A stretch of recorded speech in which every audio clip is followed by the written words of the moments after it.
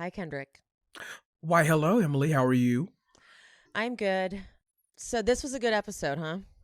Yes, it was a good Sunday night of Bravo. I will say I Agreed. laughed a lot, so that's good. Agreed. I mean, I didn't watch it until Monday, but I But still it watched. still Okay. counts as Sunday night. Yes, +3. Okay. Yeah, Potomac was really good too. Mm-hmm. Potomac was stupid. Like, it was stupid good. It was like, what are you doing, Ashley? This, like, you are Yes. so much better than this. It's so like they were cracking me up, not just because like it was funny because I love that like Robin like was late but still came in and warned, like still started mess because she was like, that's the girl, right? And so like she got it popping. I love that Candace paid them no attention. I love that we didn't know what the hell was going on at Karen's show. I love that the editors equally shaded both of the live shows, and I'm like, okay, this is good stuff. I like this. Karen is so easy to troll. She's the easiest person to make fun of because she's from season 1, episode 1. She has such an idea of herself that is so not accurate. Mm-hmm. And even if you try and make fun of her for it, she still doesn't get it. So she's just really, when she said she was going to do that show. Wait, do you remember though, actually the episode, I guess I wouldn't be last episode we had, Matt kept trying to remind her that it's Karen Huger and friends.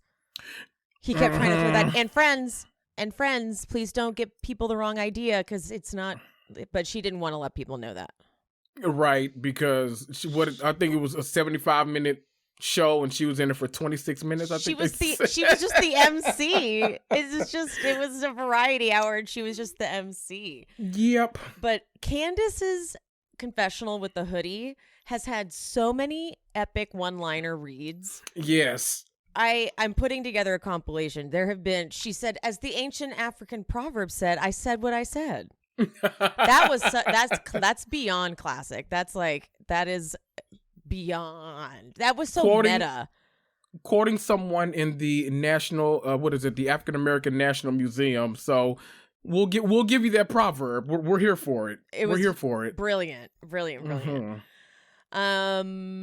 Should we get into family karma? Oh my God, yes. Such a good episode. Let's do it. Here at She Speaks Bravo, we believe that Bravo TV is a great form of self-care and therapy. Look at me. I've been using it for over a decade, and I am a complete mess. Oh, that's me, by the way. I'm Emily. I'm your host on this journey, and I speak Bravo, as I'm sure most of you do too. What is this, honey? I love that. If you're not already subscribed, get subscribed and hit that notification bell because I'm releasing new episodes at least 3 times a week. Clip!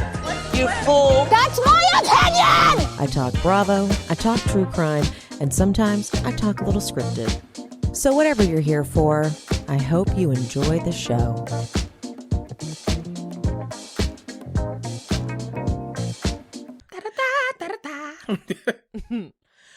Okay, episode 8, the Auntie brunch. So it's happened. Did you see the Twitter wars that have occurred? Yes, I did. And this is something we are not used to with this cast. It scares me a little, but also I'm thoroughly entertained by it. So once it starts, you don't go back. Right. Once the Twitter wars start, you don't go back from this. Because I appreciate Vishal just simply like kind of getting on there and being like, no, let's set the record straight, and just like straight providing, facts and receipts, and then it just got a little messy from down there. So, yeah. It bums me out because it happens. It's happened. It happens to every cast, but like I was hoping that the lack of reunions would keep them from it. Right. There's no denying that the aunties are just as much a part of the show as the young adults. So it was bound to happen. There's no leaving out the parents, the moms, like they're a part of it. But to have the children like going in and getting mad. It's like co-mingling of arguments, and that's what's weird, because it's like normally we're used to like the young ones beefing or feuding with each other, even not on social media though, really, but we're used to them seeing like going at each other. Then we used to seeing like the aunties and uncles like exchanging words and stuff, but like we're getting some like cross-generational stuff now, and it's like, ooh, you can't come back from this. You can't. You can't. And like, Ooh. I'm worried about Brian. Oh, Like I know. So I with the baby. I know. I can't. I cannot handle it. It's too much. Oh. So first we start off though with seeing Bali adjusting to living with her parents, and her man O'Malley is just such a big hunk of man, and he takes up a lot of room. So when she's like, he's just a big refrigerator, and I kind of love that for her. And she can handle it, right? Like if anybody can handle it, and clearly he loves her so much, and she loves him so much. And she's like, do you like what I did with the room? And he's very sweet. He's like, yes, I do like the room. I think you made the room really homey. I'm like, okay, like they are definitely doing their best. She says that they're all sharing a bathroom. Does that mean does she mean with her daughter? Maybe that's what she means. Oh, maybe, because if the parents are in there too, with the parents. Like, okay, because it was a 2-story house, so that has to mean that can't be. 2-story house doesn't have one bathroom. That's crazy. No, I mean, okay, wait. There might be, I've seen, I'm a Zillow whore, so I've been on there. Like I've seen the what is it? A Redfin whore too, for anyone wondering. But I've been on there and like I've seen the 2-story homes, but like there's like the big bathroom, but then there's like the half bathroom somewhere else, and so it's maybe like it's just the toilet and like a sink. Oh, so when she said all of us are sharing, I'm like, okay, I need you to clarify, but I'm gonna say I think it's just I think at most it's her daughter and her. I think that's what it is. How old is her daughter now? Do you know? She's in college, I think. So that's what I was thinking, right? Because all of this, see, that's what's confusing to me, because the ex is talking about, well, I can't pay for tuition if you're in that house, and that kind of BS cop out and stuff. And I'm like, okay, so is she in college now, or is he like preemptively doing this to, like, I genuinely don't know. So I need someone to like drop in the comments and tell us or something. I hate to say that, but I did forget. I know. Because she does talk about it right at the top of the season. We're going to assume she's in college, because we haven't seen much of her daughter, have we? We have not. She is in college because she has empty nest syndrome. Okay. Yes, right? Yes. Sorry. There's so many shows to keep track of, so it is easy to get jumbled. So sorry, guys. But the reason Bali's not moving to Louisville to be with O'Malley is so sweet. She's like, I need my community. I need my people. Valid. Do we buy that? Is she just saying that? Well, okay. I was about to completely go all in on her, but okay, I'm going to call her out a little bit, but I'm also going to back her up. Okay, so I like that. A little 1-2 punch, honey. A little 1-2. You never knock someone down without extending a hand to kind of lift them up. So, Bali, I do think that everything you said is true. You need your community right now. I understand it. You'd be going to Louisville and you would be kind of having to start all over. And no one wants to make friends as an adult. Like, who the hell wants to do that? Like, no, I'm just going to stay in my house. I'm okay. I've got HBO Max. I'll be more than okay without anyone else. So no one wants to do that. So I buy all of that she said, but also, who's going, and no shade to anybody in Kentucky, okay? No shade. Who the hell is going from Miami to Louisville willingly? Just saying. Like, I don't know if I buy that. So, O'Malley, you've got to come to Miami. Sorry. Yeah, figure it out. Yeah. Sorry. I mean, like, even Lopa's commuting back and forth, and I'm like, girl, why are you coming back here? Like, don't come to Memphis. You're in Miami. Like, stay. Yeah. Well, except during hurricane season, then you're more than welcome. But stay down there. No, you've got it made. You don't need Louisville. You don't need Memphis. Y'all. Ooh, what was that? Memphis. You don't need Memphis. You're okay. I said Memphis. I don't know where that accent came from just then. As if I don't have one already, but I don't know.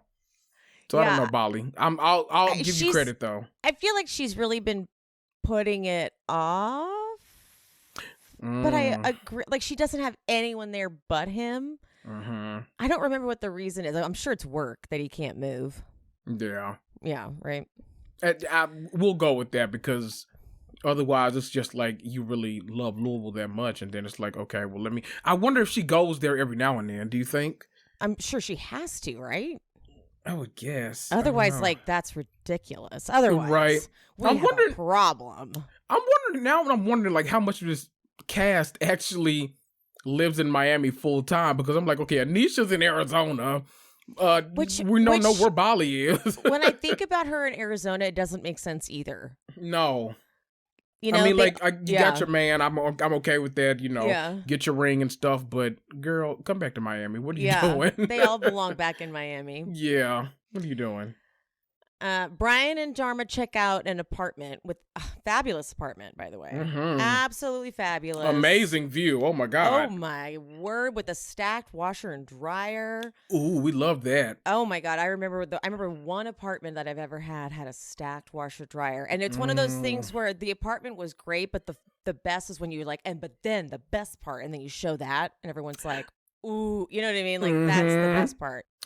This really reminded me of my relationship with my mom, because I don't know if y'all know the way a black mother operates, but when a black child gets a new home, it's kind of like their second home. Like the mother is there, so the mother just pops up, you know, with all, I made pot roast today, here you go. Like, it's like, okay, like, can you call me first? Because like I'm independent now. Let's not do this. So I get it. Like Dharma's like, no, I need a key. I need my own parking spot. Like I'm coming to see the view too. This is our apartment. And you know what? Okay. Same, Dharma. Same. Yeah. She's the cutest. And he's acting like he doesn't want her coming over. I'm like, you're going to want her to clean. Right. And use those washer and dryers. Yeah. Mm-hmm. Anisha and Chitra, they go and look at a fashion show venue. Okay. So I'm glad that she explained it. It's called like Rhea Collective. And it's a bunch of other designers as well. They're like showcasing a lot of Indian designers. When that man asked for what their budget was, I was like, this is going to be the hard part. But they go, 30,000. I was like, right. Okay, girl. Oh, all right. Do you think we've been so scorned by like Sheba Sheree that we would not expect? Yes. Even though Sheree was over there saying shit like, I've already spent $1 million. And we're like, girl, where? Nowhere. Where? No. If you spent $1 million, well, Juan wouldn't have had to tell you that you can get models for $200. So don't believe that. Sorry. She's one of these mothers, like when she says things, I feel like I can do anything. Mm-hmm. The way she was comforting, because Anisha starts to cry at one point because she's getting stressed out and she's overwhelmed, and this has to work. And Chitra just says, just in this amazing, she's like, of course I'll help you. I'm always there.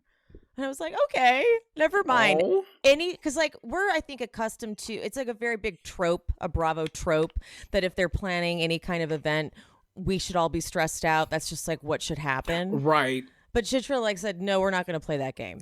No. I'm going to she said, we're sparing no expense. We're not going to be cheap about it. First, Chitra also suggests she will cook some Indian food.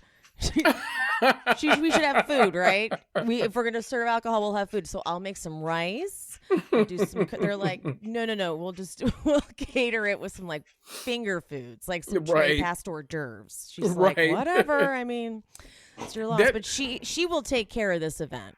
Yeah, I love that. That is such a mom thing too, because like moms are trying to like make sure everyone leaves like heartily fed. We're like, no, finger foods only. I'm not paying for you like to make lasagna for these people. No, just like get some stuffed mushrooms. Yeah, some like bruschetta, tomato, mozzarella, like basil on a little toothpick, and pass that around. And done. That's it. No, you're not making vats of rice. Right. To go on a table. No, not doing that. Like, no, I have just zero fears at all about this event. I hope they don't even try to do like oh man, are we going to get it together thing? Because I'm like, Chitra's got it, guys. Mm-hmm. I'm all in. She's just going to throw money at all the problems. She's like, what needs to happen? Here's money. We literally sat there stressing for months on end about Sheba Sheree. That The was too last much. minute, we were like, "Oh dear, That was too much. Oh dear, It too much. It was too much. We were not okay. No, we were not okay. Every week, it was not okay. Every week, she didn't really pull it off. Just so we're clear.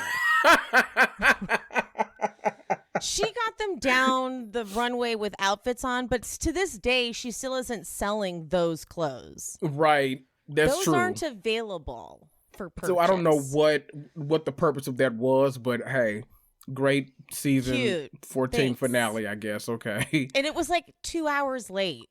Right, girl. So she Poor didn't Dwight. Dwight was ready to go. She didn't really do it. So anyway, moving on. Yeah, go Anisha. So there was this little moment of Vish and Amrit confessional. And Vish is talking about how he was like an angry kid. Mm-hmm. And he was like, yeah, I threw an easy bake oven at my sister's head. Jesus. And he's like, yeah, my dad cursed me. He was like, I hope you have a kid that's just as bad as you because, that's what you get. That's your karma. And I'm like, okay, this says a lot. Mm-hmm. Because Vish has like an inner rage.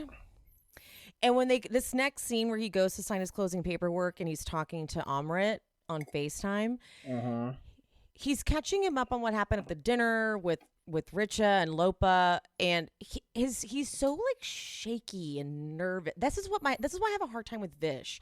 He's always looks like he's about to maybe cry. Yeah. Like his lip quivers or something, right? Okay, it's not just me. Like I'm always worried he's about to break down and cry. It's always been. It's just I remember season 2 when the Patel brothers were on the show, but even though they're not anymore, their parents are just on it. But that's hilarious in itself. But when they were on and when he confronted Dylan.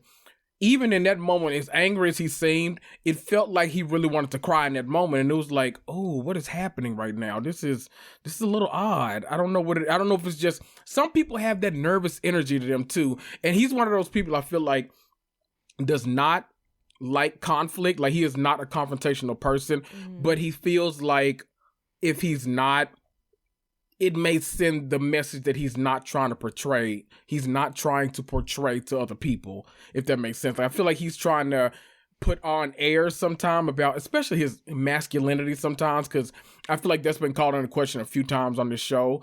And so I feel like he tries to be confrontational sometimes when we all kind of know, boy, stop. That's not you. That's not you at all. And even in this hearing that he was this really angry kid, and even Amrit's yeah, I was always like, what's wrong with you? To the point where he was that kid, that kid where you were like, oh, dude, too much. So he threw an easy bake oven at his sister's head. Good Lord. Whoa. Okay, so there's that. But then he goes into he's just talking to Amrit. He's just telling, but he's saying things like, I told Richa that she can't be hanging this over my head forever. I told her she's gotta, she can't just always hold this over my head because I'm gonna make mistakes. She can't always hold this over my head. He was shaky and he isn't grounded at all. And it reminds me of Reshma, who she has that same. Because, okay, so Jamie Stein, who I've brought up on this podcast a bunch, he's been watching Family Karma and catching up. And I'm dying to get, because he taps into Bravo Lebs, that's what he does. And Reshma is vexing to him. Oh. Because she is such remember she does all those self-help Tony Robbins things too. I forgot about that. And that's a thing. That's a thing. And so I feel like this is all so connected. I'm you guys I need them to get really pissed. And next week it looks like Reshma's going to get really pissed at Dharma. And I kind of need her to do that. I need her to go there because she's finally let it out. She's trying so hard to shove it down. I'm you're going to lose it one day and you need to just let yourself be that. You do. And she then absolutely let Vish does. be that. I feel like Vish is afraid to let himself be as angry as he wants to be.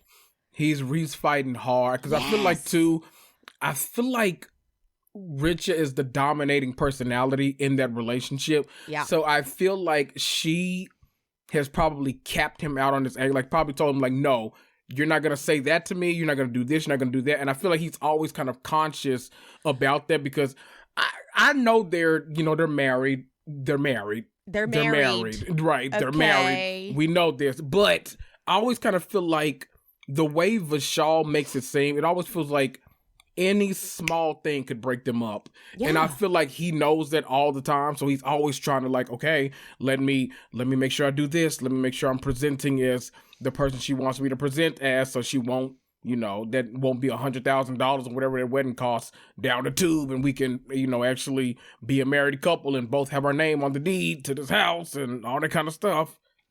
Well, tiring. I also didn't realize that he was anticipating she was going to put down half the down payment, and now she's not. Which is kind of crazy, right? That's insane to me. Okay. That's a huge thing to back out of. But still come and like sign and put your name. Okay. I thought that was fucked up, actually. Yeah. Like, I get that he's put you through a lot. I really do. But he's admitting he has a problem now. Right. And I get that you can still put in your half of the down payment and still not be on the loan. Right. So you're going to leave him. I don't know how much the down payment was, but like that's a big chunk of money. Mm-hmm. And then she's so proud of herself when she shows up. She's like, ha, ha, ha, I didn't put any money down. And I'm like, it is fine. Like, I actually do think that that's fair. Sure. Mm-hmm. You don't want to be financially obligated on a mortgage together because that is a big thing to sign away. It's really hard to get off a mortgage. Fine. But like, I don't know how much you said you weren't going to give him, but how did he even have that money? I don't know. I thought that was a little bit abusive. It was really kind of, I don't know. The thing that really kind of like shocks me about this is that instead of being like, I don't know, he chose not to be outwardly mad about it. He chose to say, this is my opportunity to step as a man and do this and do that. And it's like, okay, I don't know who you're trying to convince, like us or yourself, but I think any rational person watching this is like, okay, what the hell is going on in that household? Yeah, dude. Because you guys got all the way married. All the way, yeah. Gorgeous ceremony, 2 episodes. She said yes to that. Mm-hmm. So, like, I get that it was embarrassing for her that you didn't end up sleeping that night at the wedding, and I get it. I get she's mad, but like, this is a big, big thing. Maybe she's gonna pay him back later. I don't know. Mm-hmm. It just it's she's putting her foot down in a weird way. It's like maybe he hold on, let's think. Maybe he convinced her she's like, I don't want to marry you on camera and then have you humiliate me all season or something. And so like maybe it's bigger than we realize. It has to be because it's gotta nothing makes sense. Because it feels too savage. Yeah. Right? That's weird. Because if this is just like, if we take everything for face value, if this is how it is, that's the way it's going, it makes her look really bad. And I don't think that either one of them especially want that image of her. So I can't imagine them willingly signing up for this portrayal. So like, I don't know. I don't know what's happening. I don't even know. She's clearly kept a lot of his secrets with regard to like his illness and stuff. So there's probably so much we don't know. Yeah. Okay, so fine. I'm going to back off a little bit, Richa. Just a little. Can I tell you one thing though? Yes. That I had no clue about, and it's the most random thing of everything we just talked about. This is what I'm focusing on. But did you know they still sell easy bake ovens? Really? I was in my little cousin. I got her some gifts. We ended up going to like Target or Walmart for something, and of course she wound up in the toy section. And it was like a brand new like style easy bake oven, like same name and everything, but it's like higher end, like they've like advanced it. It looks new better box technology. and everything. Yeah, because the old ones. Y'all know me. I was in there, whipping it up when when my eating cousin all the batter. And it was kind of hard. It was really hard to get that good mix of done on the outside, done on the yeah. inside too. So Because it was like a tiny light bulb. right, I was about to say, but that's to be expected when you have a fucking light bulb cooking your food. So Totally. so it's got to be better now. But she literally, I didn't get it for her because she said, she pointed, she's like, oh my God, I got that for Christmas. And I was like, what? She was like, Easy Bake. And I was like, what? They still sell Easy Bake ovens after all these years? That's just mine. I almost want to buy one just to look and see. I really swore they recalled those. I feel like I read that, but maybe they recalled them and fixed the problems and then maybe. Because I really recall them saying, like, wait, no one used the Easy Bake ovens. You know what it was? Maybe they were like, anyone who had an Easy Bake oven purchased in this year, don't use it. It's no longer, if you use an Easy Bake oven in 1985, you might be doing qualify for a class action lawsuit. Exactly. Good God. Dude, I love when I get emails like that from like old, like when I worked at like Urban Outfitters for like 5 seconds, and it's like, you could get $25 if you join in. I'm like, well, I'm good. Right. Like, I am okay. Thank you. Because like the steps you have to take, I'm like, yeah. It's so much. I don't think so. Bali's estate sale. The treats at this estate sale were fucking bougie. Okay. Yes. Chocolate covered strawberries, gorgeous looking croissants, like pastries. Chocolate covered, I think. Yeah. A little drizzle of they were gorgeous. Amrit and Nicholas come over, and I think they were like they looked like they were writing a thing for a lemonade stand. I was like, okay, whatever. But Amrit and Bali go inside to talk about, okay, Amrit being a producer, he kind of prompts Bali, and he's like, I know we're like joking around and stuff, but this has to be like hard for you. But she doesn't take the bait. She goes, instead, we're going to talk about how Monica got that fancy, expensive bag from Rishi. Good pivot, because I definitely want to know about that instead of and I'm happy that Bali was like, nice try. A producer might have even told Amrit, like, let's get Bali to open up about that, but Bali's like, we're not. Right. And here's what I found interesting about this scene, because we're watching Amrit like a hawk, dude. He's playing, because Bali's like, I find it a little suspicious if Rishi really didn't do anything, and if this really was just his shitty, like the shitty, what was her name? Oh damn it, I already forgot her name. Nirja. Yeah. Her messy ass being awful, making up some crappy rumor, who he's not in any way mad at, which is also suspicious. If it's just that, then why is he buying her a bag? Why is he? So she brings that up, but Amrit's going out of his way to act. He's doing, but it's not even he's not even being convincing, but it's like he's going out of his way to not be convincing. He's like, oh, well, he could just be, trying to build her confidence a little. I don't know. But it's like he's doing that because he wants to be like, I'm not the bad guy anymore on camera. But like he's not doing a good enough job to be convincing. So it's like, I don't know what are you trying to So it play still comes right across now? as messy as fuck. Yes. Yeah. Right. Okay, good. I was like, I don't get what you're playing right now. No. Okay. Never do. Right? Okay. Yeah. And it didn't, we'll get to it, but it didn't help Rishi's case at all that he kind of slides it in there. He's like, I'm not doing this for any brownie points or anything. I'm like, oh, the biggest God. mess of a confessional. Okay, we'll get to, I swear. Okay, so they get into the sale. A couple people start coming by. I mean, anyone who's ever had a garage sale or a estate sale of any kind, it's pretty terrible. Yeah. But okay, is this true that an estate sale is when someone dies? I thought so. That's what I thought. True. I guess that's true. That's why Anisha's like, that's not right. You don't want to say estate sale.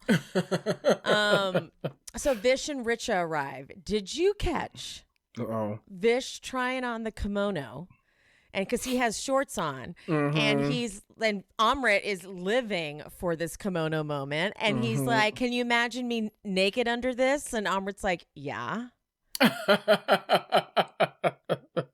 That energy. There's That energy. energy. There is.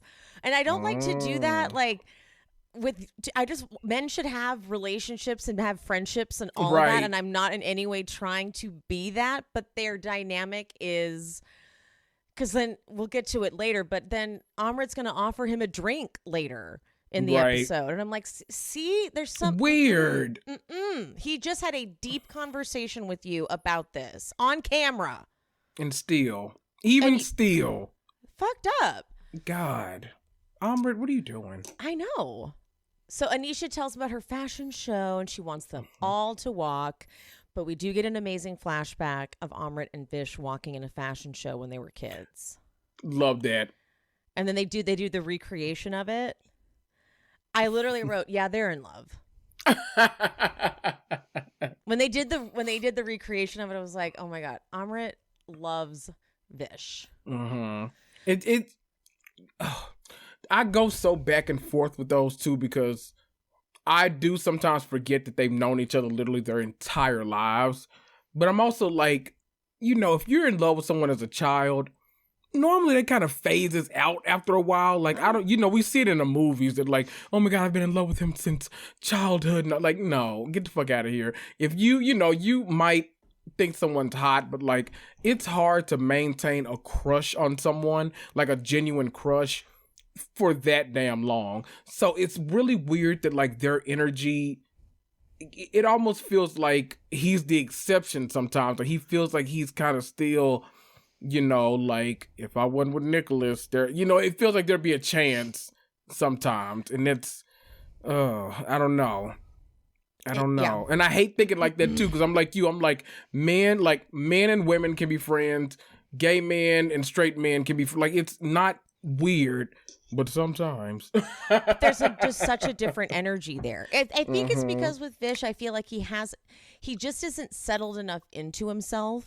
And so I always feel like there's a layer we're not getting. And so it feels like I'm like, are you not exploring something? Are you too afraid of something? That's just the vibe I always get. And I feel like maybe Amrit in his head is like, deep down, he thinks Vish does love him too.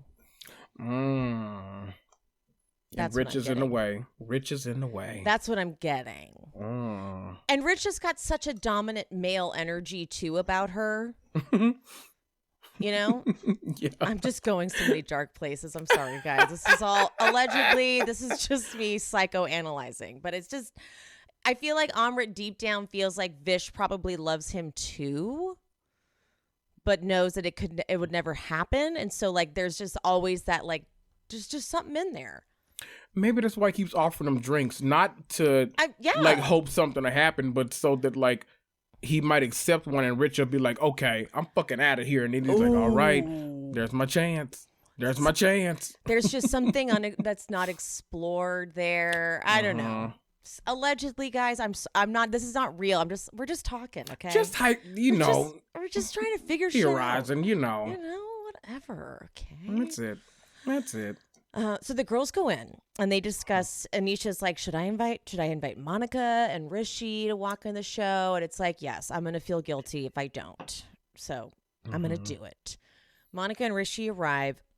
Just a little side note, the house they are in is such like a normal like middle class Florida house, as opposed to just like the sprawling house. But like they're just like in like little tight quarters, and so I'm imagining like the camera guys like they're like, okay, we barely can squeeze through here.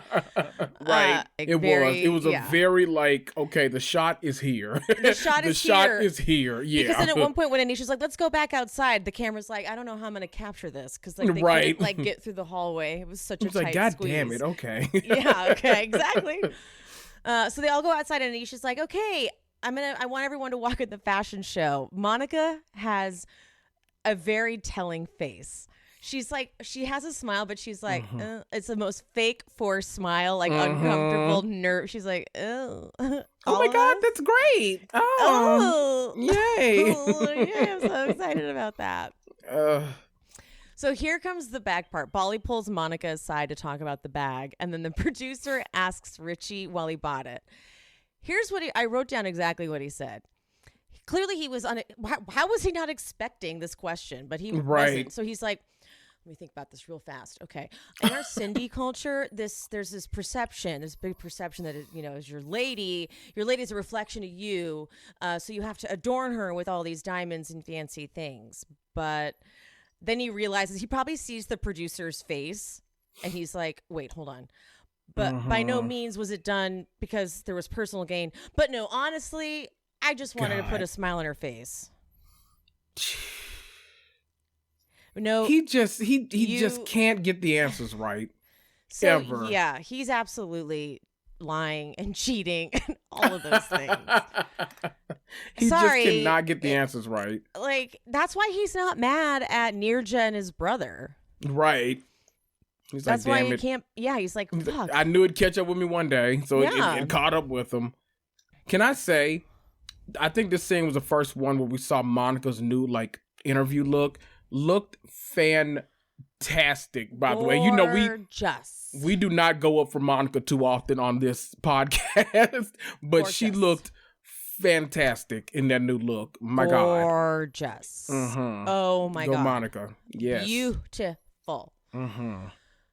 Monica, though, she's like, I'm trying not to micromanage the situation, and it's up to him. But if people love each other, they sit down and make plans together. Yeah.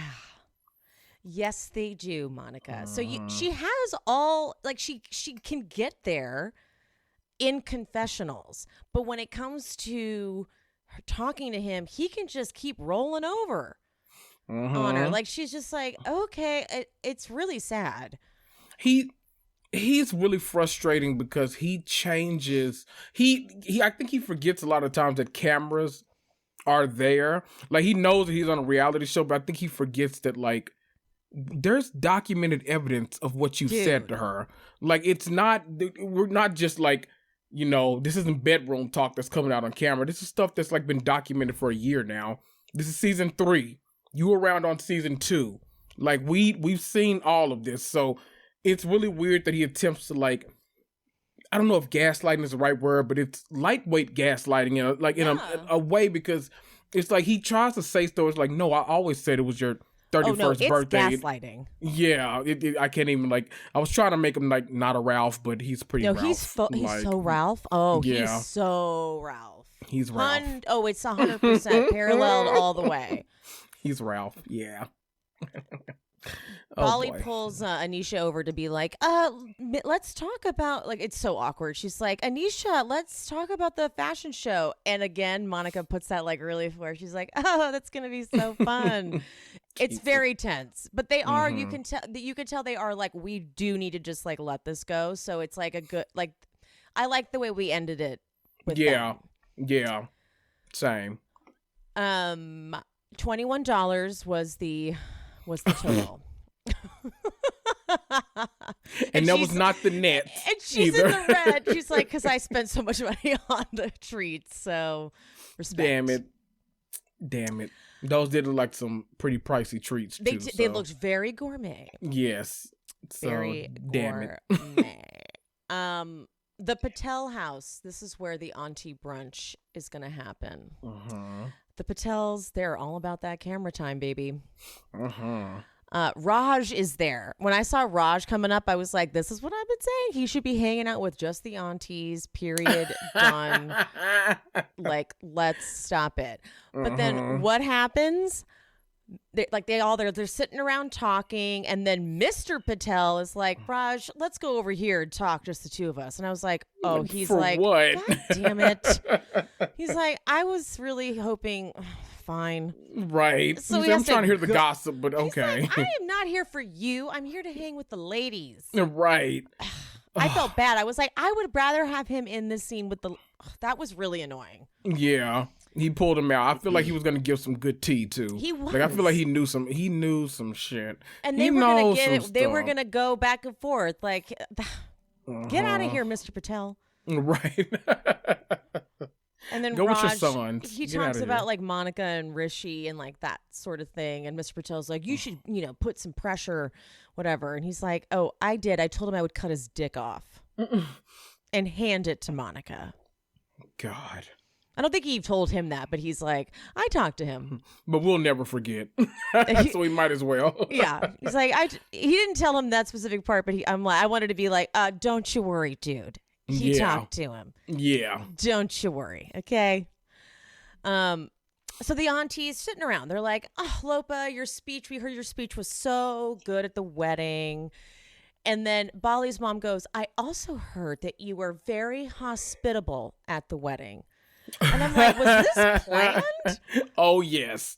Right? Oh, that was some good, like, Kenya Moore, like, I'm bringing it up without bringing it up. Like, I know someone is gonna, I'm throwing a ball up. This is like a classic alley-oop. I'm gonna throw it up. Whoever wants to dunk it, go ahead and take it. And they took it right there. So Lopa kudos goes, to the aunties. Well, I'm the mom of the bride. I just went around and said hi to everybody. I'm like, okay, guys. Yep. I didn't know you were going to get this messy. Yep.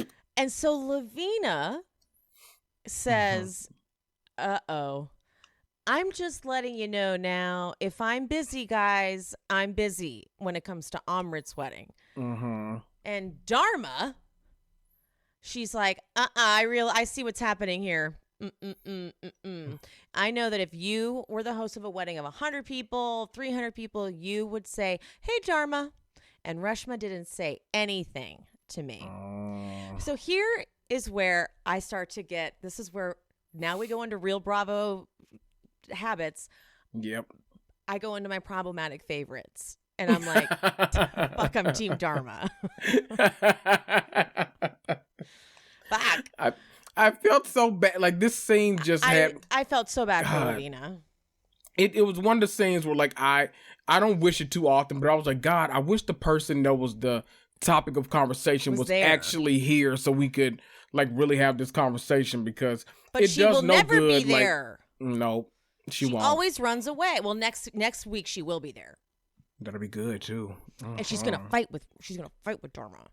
Ooh. But here's what I think has been frustrating for the aunties. Remember, was it last season?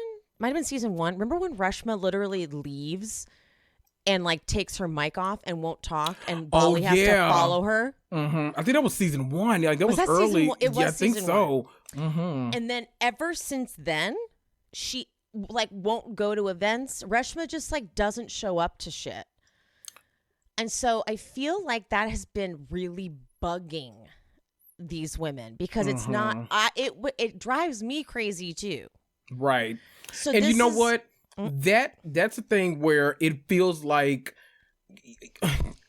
if I was in their shoes, I get it, because if I'm the person that's constantly inviting you to something, and every time you're like, oh, sorry, I'm doing, then I'm going to start to think that you think you're better than me. Mm-hmm. And you think that, like, you can't be bothered to come. Like, I don't know if you don't want to come to my neck of the woods, or you don't want to come to my event. You don't want to be in my presence. I don't know what it is, but all I can do is theorize, because you won't bring your ass around me for me to ask you. So that's all I can do. So Reshma is not doing herself any favors by constantly declining invitations and not coming around any of the aunties or the uncles.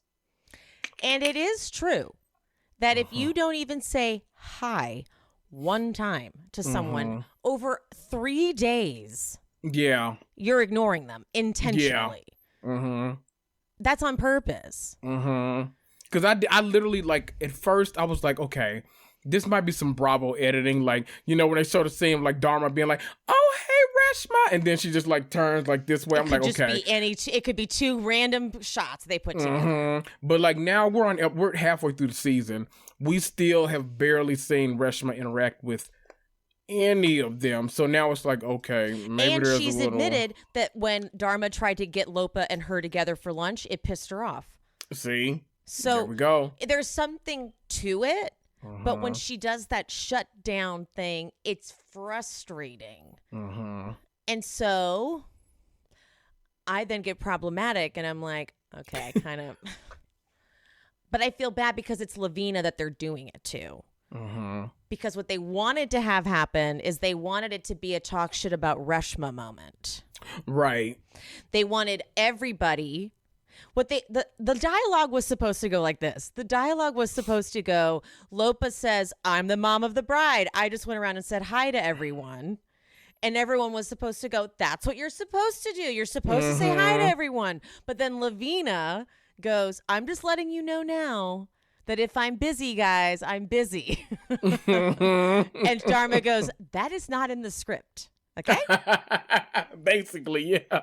We did not, that was not approved. We sent you sides last night. And that was not in the dialogue. Okay? That was not. You're improving, and I don't like it. I don't like it.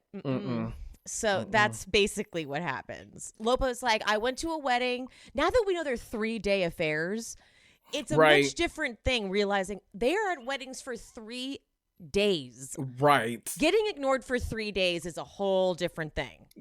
3 days, that's kind of hard to... Not one high. Not one high. Like, you can understand, like, the day of the ceremony, like, you know, typical, let's take it like a typical American wedding.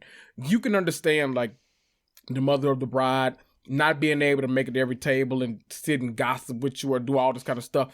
There's a very, like, we got a little schedule, people, okay? We've got to come in, we got to introduce the couple, introduce the bridesmaid. They've got to take pictures. We got to cut the cake. We got to do a little dancing. We got to eat the food. You got stuff to do. So, like, I understand that if I can't talk to you that day, girl, thank you for inviting me. I had a great time. I'll see you next Tuesday at brunch. This, though, this was an extended weekend. So many opportunities. Yeah. And to say nothing the whole time, that's intentional. There's no denying it. But Lavina stays loyal. She's a real one.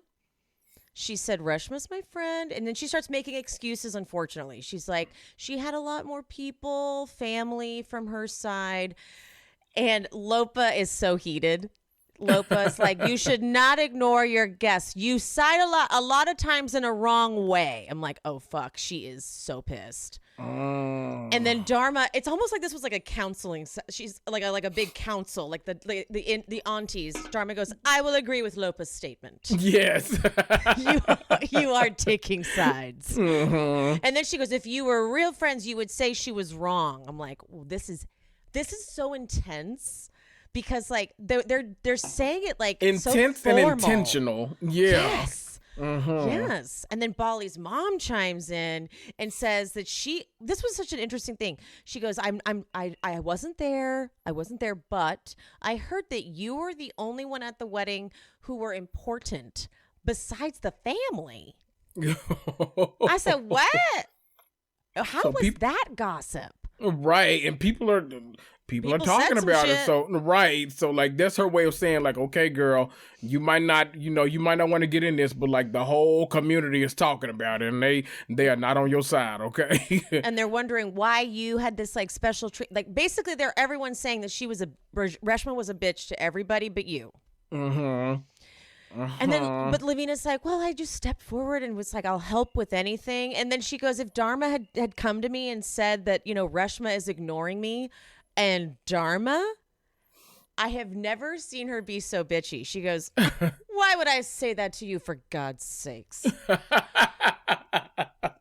I was like, this woman has power. Like, there's like, I suddenly saw the power dynamics. She felt in the community Lopa-ish for a while, right? Like, I then saw that I get the community talks. I get like when they say how like there's power in this, and I was like, got it, okay, got it. But Lavina goes outside, and she's just so pure. She goes, I'm gonna go get air and make a call. And when she walks outside, she like genuinely just takes a breath. She's like, oh, oxygen. To the camera guy, like like literally the camera guy, right? But then she calls. And Vish's dad's like, I don't think she's coming. Which, by the way, that means she's there and she's not picking up the phone. And that's what I was going to ask you. Fucking rude. Did they show her calling Reshma first, or was he her first call? Because both of those situations have a lot of implications. Do we know which one it was? So do you think she tried to call her cell phone, like Reshma's cell phone? I would have to, because that would be my first phone call. Like, that would call be my your thought. cell. Are you on your way? I'm like, okay, that's my friend. They're really like going at her. Let me try to get her here faster so we can like nip all of this in the butt. But if she winds up on the phone, see, this makes me think, if she winds up on the phone with the husband and at no point does he try to go and get her if she's there, that makes me think too that like Reshma's like, no, I'm over the situations. I'm not even going to appear on camera about this dumb shit. And so that's the whole thing in itself.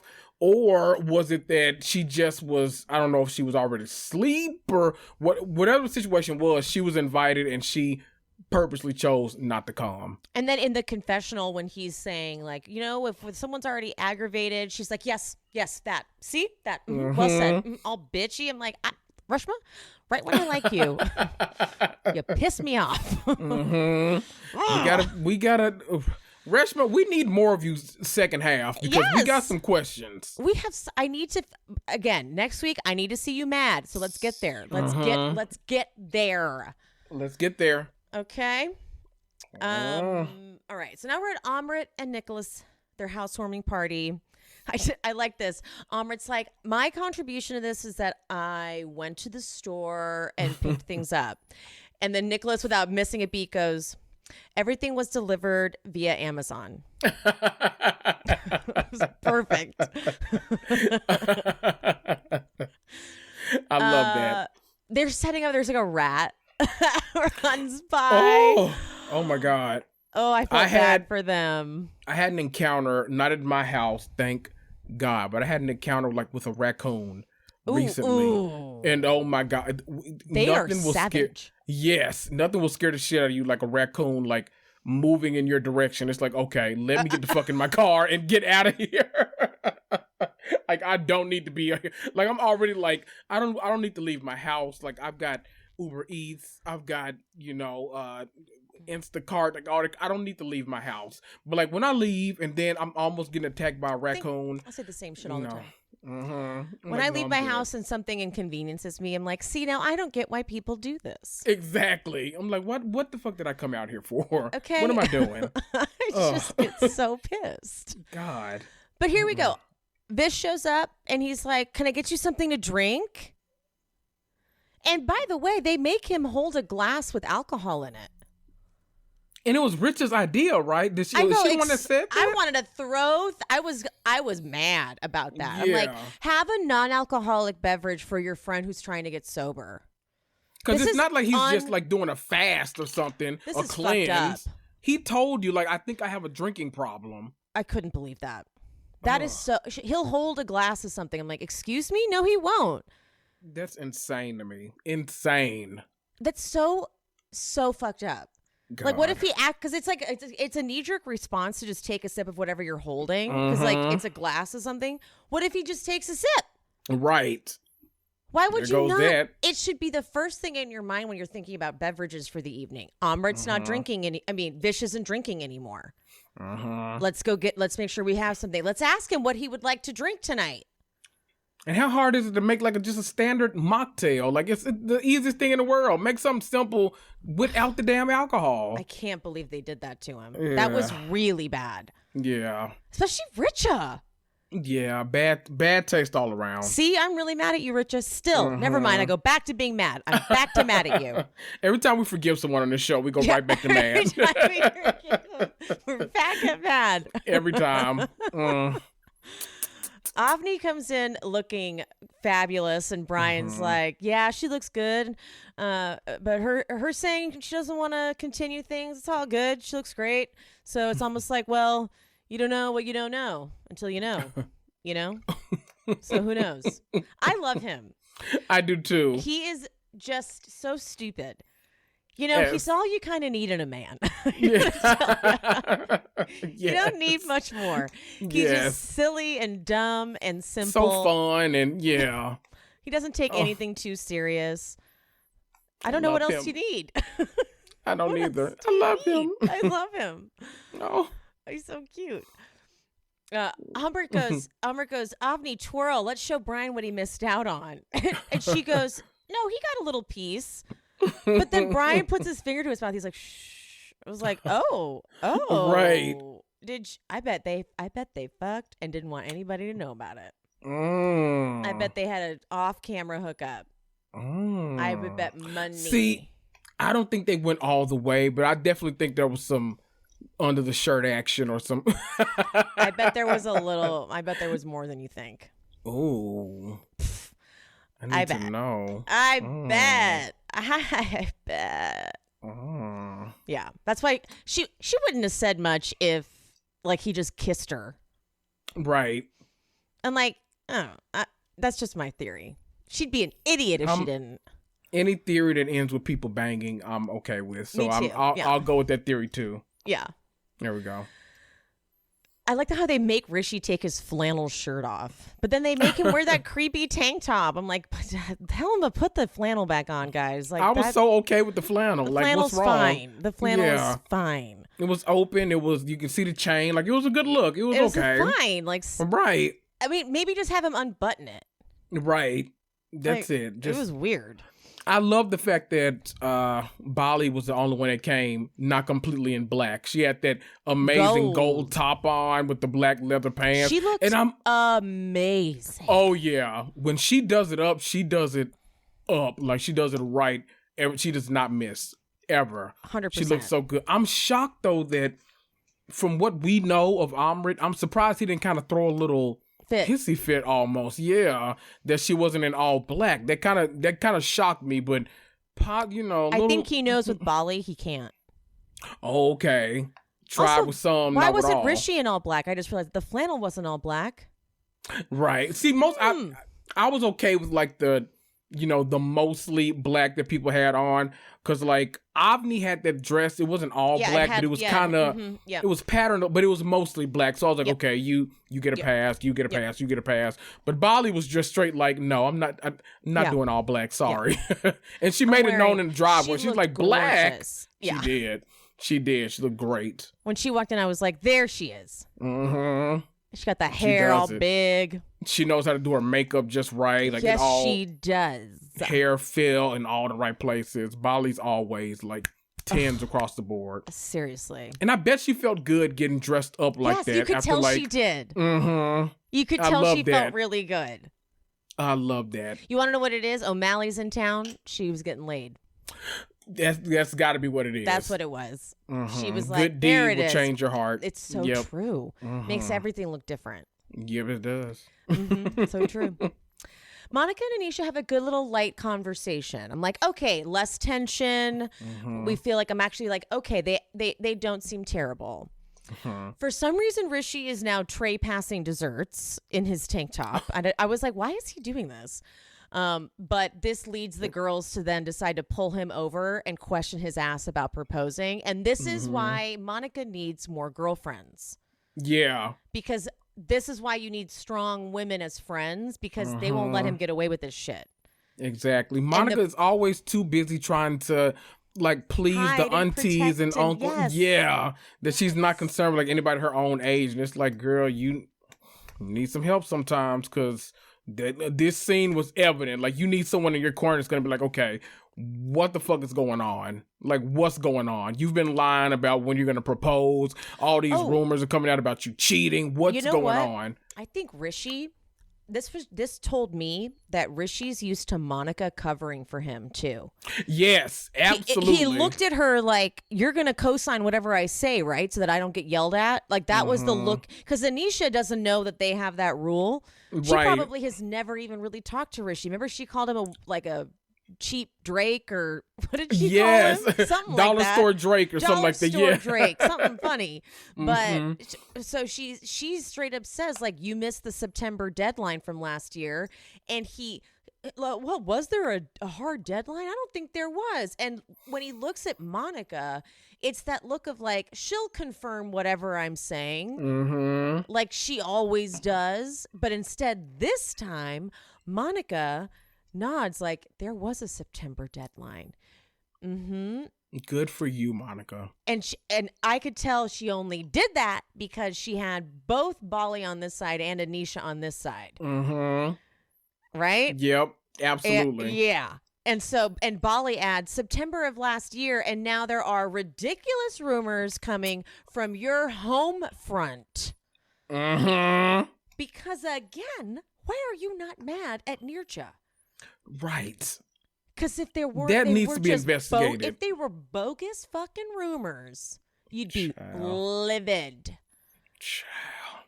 And then Rishi has the fucking nerve to say, look, it's before she turns 31. And that's what I told her. And that lie just flew right out of his mouth. No problem. Yep. Right out of his mouth. Not an issue. He just said it real quick. Mm-hmm.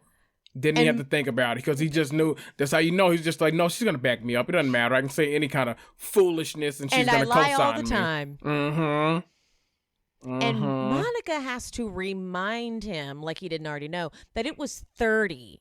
He knew. Who the fuck says 31 when you're Who doing says like 31? that kind of stuff? Who the fuck? No. Either 30 or 35. Like, get out of here. We're not doing 31. What are you talking about? So he obviously is like, can I go now? Like, he's like, oh, fuck. Like, now. Okay. And but then Anisha then goes, okay, now can I drag you a little bit, Monica? And I have to say that I was fully on board with what Monica said about this because I got what Anisha was saying. She goes, I feel like you can forgive Amrit immediately and give him a hall pass, but I would get dragged. And I do believe Monica when she says, well, they sincerely owned it and apologized.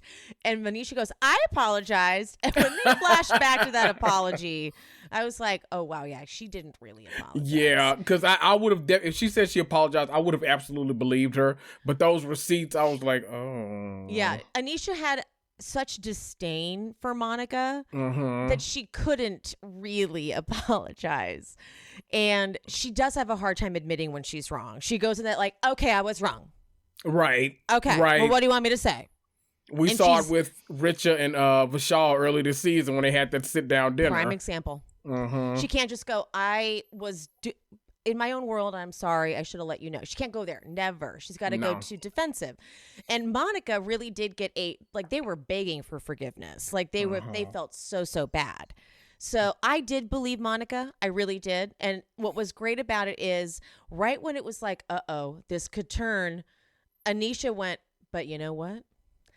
I'm not doing this because we're both in good places and let's get our rings. And it was like, okay, good. Let's be done with this. We have no time for you ladies to go at it. Applause. Girl power. Because I feel like Monica just saw what Anisha did for her and how she had her back. Yep. There we go. And has her back quite often, too, even though she doesn't like her. Which is really, most people will not. So, yeah, that's a good person. So, yeah, I'm glad that Anisha decided to do this because this could have been viewed as like, okay, we've already squashed it. What are we doing? I'm a firm believer of blanket apologies fix nothing. You have to fully like go into it and be like, no, this is what I did. This is what you did.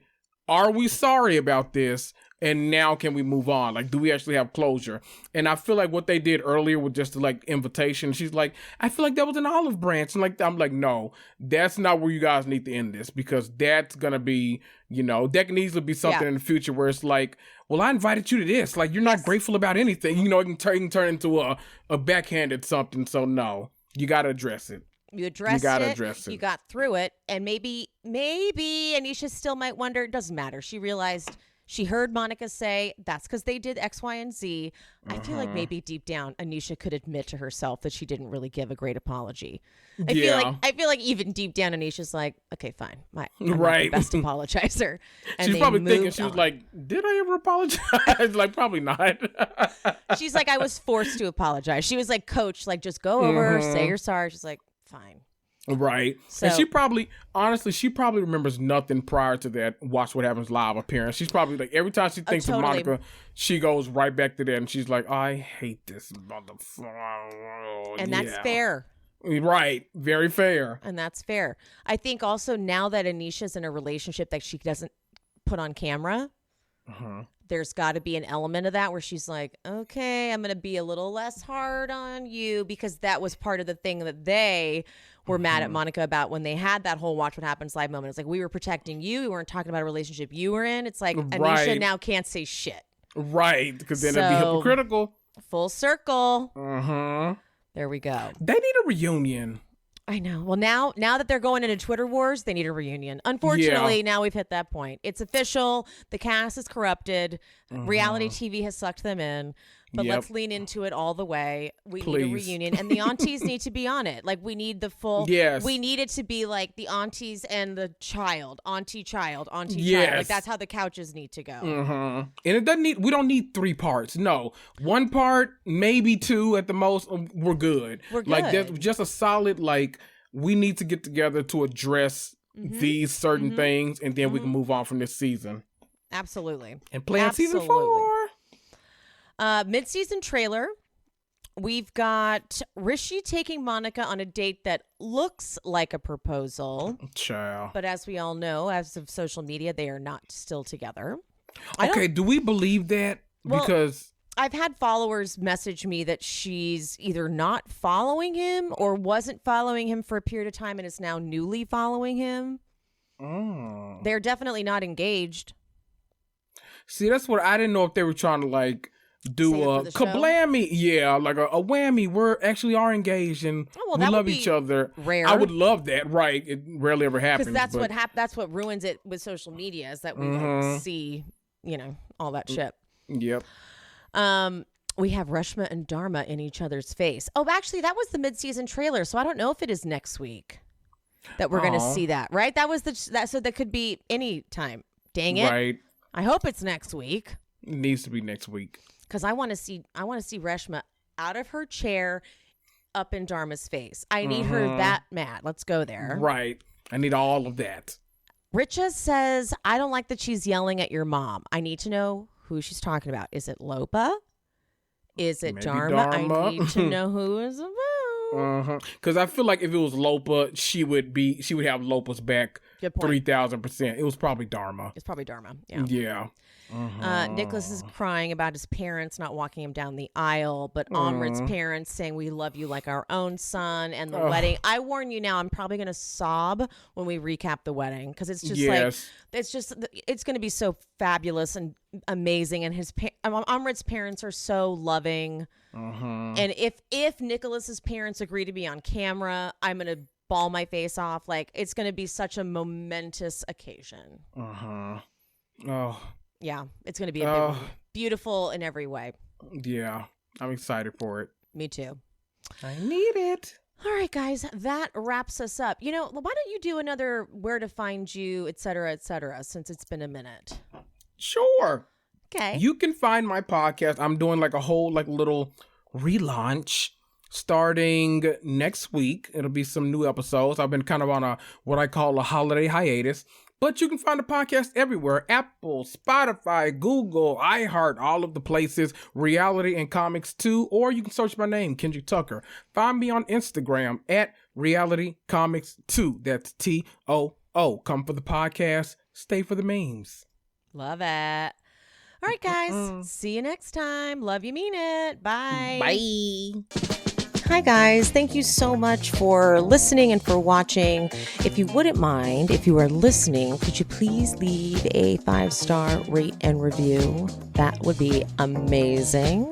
If you're watching on YouTube, make sure you're subscribed, like this video, and comment below. That would also be fantastic. Don't forget, I've got the Patreon up and running now.